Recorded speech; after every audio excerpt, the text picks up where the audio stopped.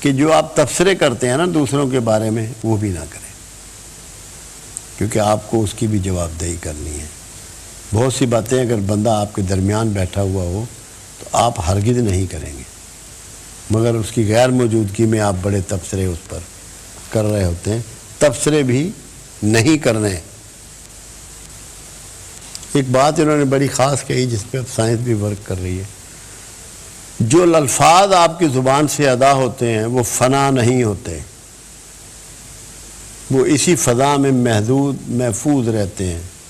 اور اب سائنس اس پہ ورک کر رہی ہے کہ بہت پرانی آوازیں جس میں پیغمبران عظام کی بھی آوازیں شامل ہیں، مفکروں کی بھی آوازیں شامل ہیں، اصحاب رسول کی آوازیں شامل ہیں، ان کو سیگریگیٹ کرنے کی کوشش کر رہے ہیں۔ آوازیں تو انہوں نے لے لی ہیں، ریکارڈ کر لی ہیں، پریزرو کر لی ہیں، ان کو سیگریگیشن پہ کام ہو رہا ہے کہ کون سی آواز کس کی ہے، کہ عیسیٰ علیہ السلام کی آواز کون سی ہے، موسیٰ علیہ السلام کی کون سی ہے، اور رسول اللہ صلی اللہ علیہ وسلم کی آواز کون سی ہے۔ یہ بات شمس تبریز 800 سال پہلے کر گئے کہ یہ ساری آوازیں فضا میں محفوظ رہتی ہیں، کوئی الفاظ فنا نہیں ہوتے۔ یہ دعائیں جو ہیں آپ کی یہ بھی آسمان کو چڑھتی ہیں اپنے الفاظ کے ساتھ۔ اگر الفاظ فنا ہوتے ہوں تو یہ دعائیں آپ کی آسمان کو نہ چڑھیں، اللہ کو نہ پیش کی جائیں، اور یہ فضائے بسیط میں ذخیرہ ہو جاتے ہیں۔ وہاں سٹور میں آپ سمجھیں کہ یہ محفوظ ہو جاتے ہیں۔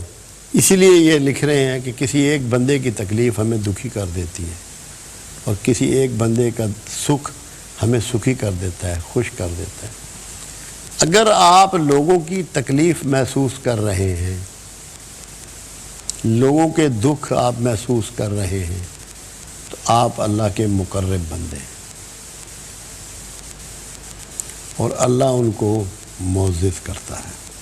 ایسے ہی اللہ تعالیٰ نے بے پناہ مقام عطا فرمایا علامہ اقبال علیہ الرحمہ کو۔